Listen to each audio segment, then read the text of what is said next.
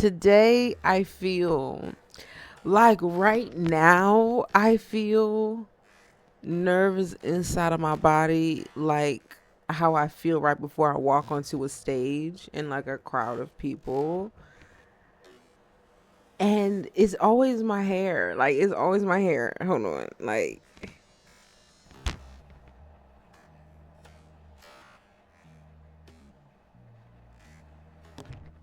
I don't even know why I'm feeling weird about it. Cause it looked like it always look, I guess. Cause now I'm second guessing the hat. The hat isn't giving cozy because the jacket isn't giving cozy. But the jacket is all I got because I got an oil stain on my shirt. And I was like, one, there's no way I'm going upstairs to get a shirt. And two,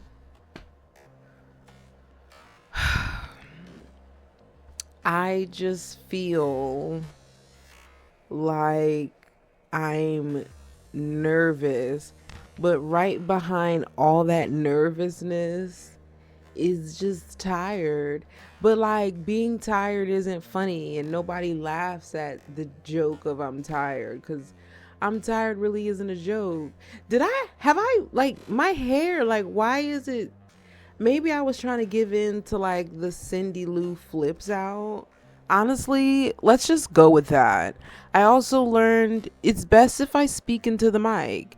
Yeah, let's just go spiders out because here's the thing.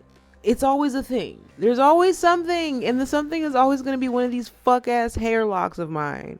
But I didn't want to do this. I'm officially in the space where I'm like, all right, I've overcommitted myself to something that I don't super want to do because once again, I spent essentially the last however many years trying to silence the thoughts in my head.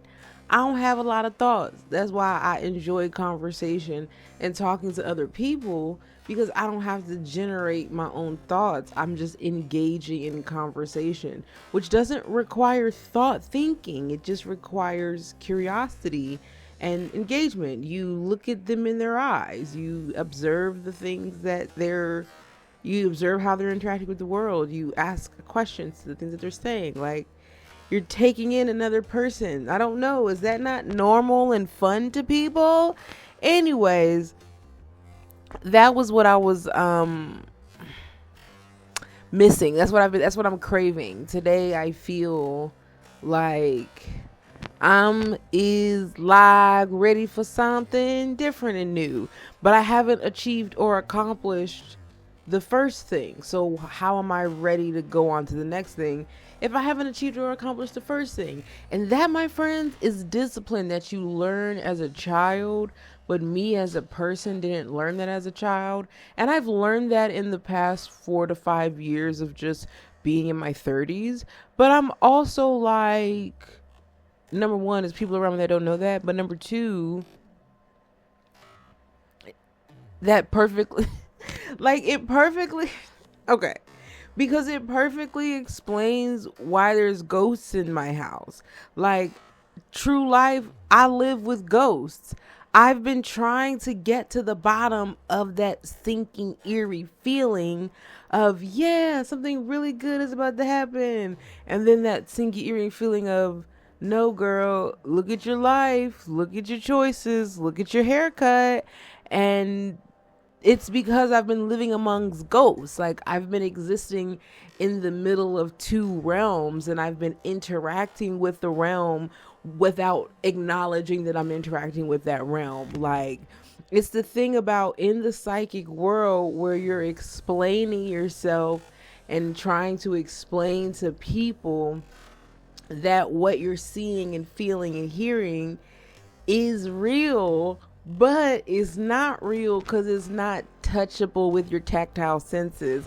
And so they think you crazy, they call you crazy, da da da da da da. Listen, if you grew up in the southern or if you grew up in the church, they're gonna call you a demon, but it's like, no, it's just ghosts. Like, I'm just living with ghosts. So when I'm saying things like, oh, how can I complete the thing if I haven't completed the thing? And then it feels like deja vu. And then I look up and I look around and I look down at the desk. I'm like, did somebody die recently? And then it's like, well, no, they died in 2022. But now you're just like living with their ghosts as you help them pass on. That's what I've come to realize this has happened. But I don't even think it's my mission to help them pass on.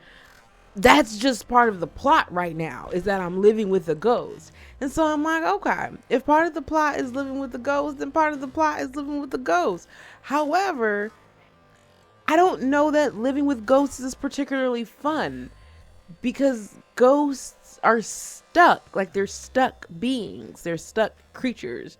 Their experience as an entity is that one of stuckness. And I have an aversion to stuckness, but that's the thing. It's not always like versus like. It's sometimes what you are in resistance to. And I'm like, okay, I'm in resistance to stuckness, and ghosts inherently are stuck. So I have to live with a ghost until I'm no longer in resistance to stuckness.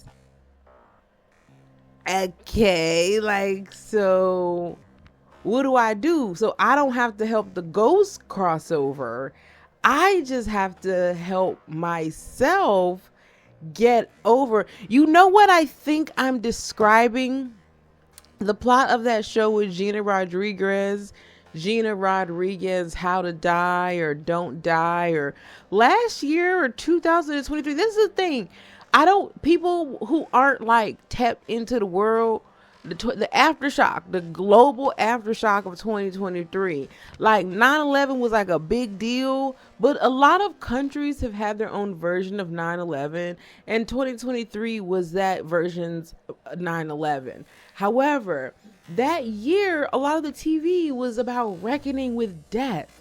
Like, the liberal media told you how to think and feel, and they said if you have hate in your heart, you should let it out because you're about to die. And I'm like, if you have hate in your heart, let it out. If you know, ever not sing, no singing is allowed. You cannot sing, as a declarative statement and also as an empathetic plea. Please, no singing.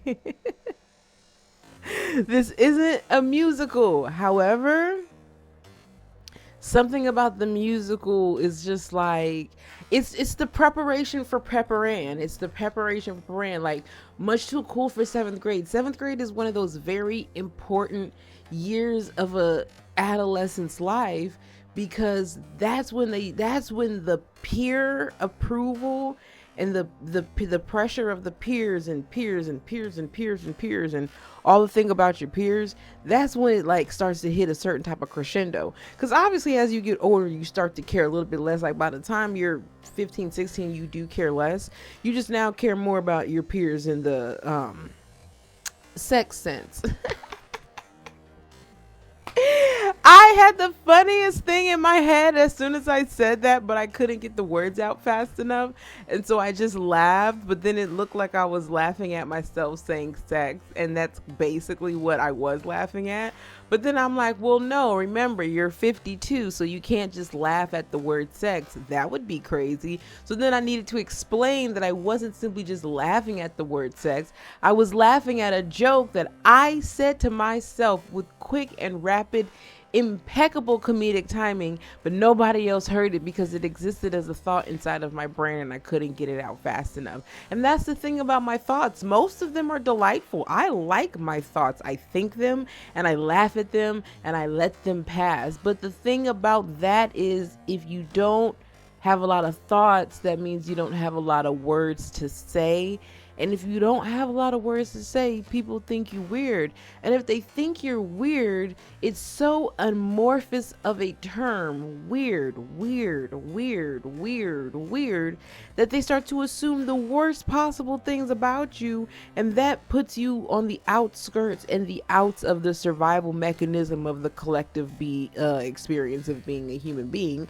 Because then, for some odd reason, you have now decidedly committed the worst of crimes in their minds and in their imagination, because they called you weird simply because you don't hold on to your thoughts.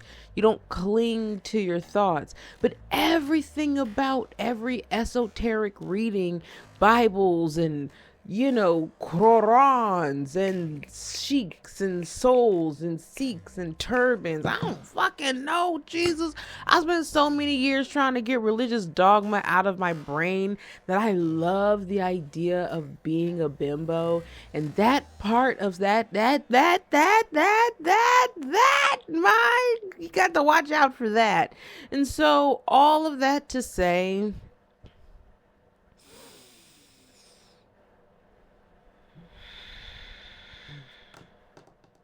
I don't have anything to say, and I guess that's why I'm here every day except for Wednesday.